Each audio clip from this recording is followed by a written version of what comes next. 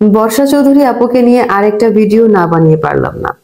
তবে এবারের ভিডিওটা বর্ষা চৌধুরী আপুর জন্য না, এবারের ভিডিওটা হচ্ছে আকাশ নিবিড়ের জন্য। আকাশ নিবিড় বলছে যে আমি বর্ষা চৌধুরীর হাজবেন্ড। তো আমার প্রথম প্রশ্ন হচ্ছে, যদি আকাশ নিবিড় বর্ষা চৌধুরীর হাজবেন্ড হয়ে থাকে তাহলে একজন হাজবেন্ডের কাছে কেন বিয়ের কাবিননামাটা নাই? আকাশ নিবিড় বলছে যে গত অক্টোবর অথবা নভেম্বরে তাদের বিয়ে হয়েছে, আমার এক্স্যাক্টলি মাসটা মনে নাই।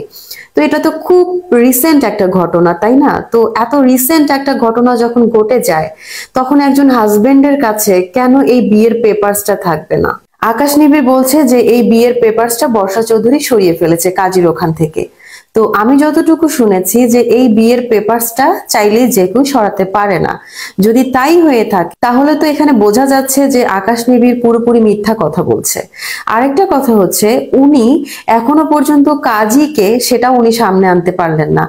শুধু সেটাই না, কাজীর একটা সেলফোন নাম্বার পর্যন্ত তার কাছে নাই। বিষয়টা কত হাস্যকর দেখেন, একজন হাজবেন্ড যে কিনা খুব রিসেন্টলি বিয়ে করেছে, তার কাছে কাজীর নাম্বারটা পর্যন্ত নাই, অর্থাৎ সেলফোন নাম্বারটা পর্যন্ত নাই। বিষয়টা এখানেই থেমে যাচ্ছে না, উনি বিয়ের একটা ছবি পর্যন্ত দেখাতে পারে নাই। চিন্তা করেন ব্যাপারটা। ভদ্রলোক বলছে যে আমাদের বিয়ের কোনো ছবি নাই, বর্ষার আইফোন, যে কারণে আমার ফোনে কোনো ছবি তোলা হয়নি। তো সে যে কিছু কিছু ছবি আপলোড করছে তার পেজের মধ্যে, তো সেই সব ছবি তাহলে কোত্থেকে আসতেছে?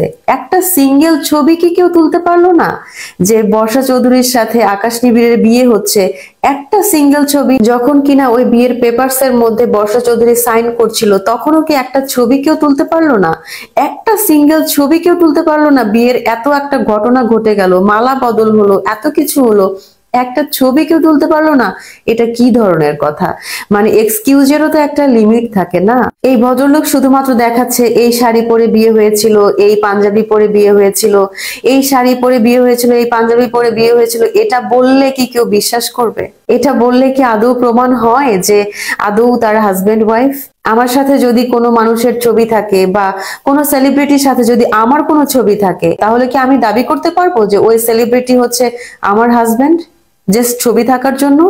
বাই দা ওয়ে, আমি আবার কখনোই এখানে এটা মিন করছি না যে বর্ষা চৌধুরী ভালো, বর্ষা চৌধুরীর কোনো ভুল নাই, বর্ষা চৌধুরী খুব সাধু মানুষ, আমি এটা কখনোই বলছি না। ডেফিনেটলি ওনার ভুল আছে এবং উনি ওনার ভুলগুলোকে শুধরে সামনে এগিয়ে যাক, এই শুভকামনা থাকলো।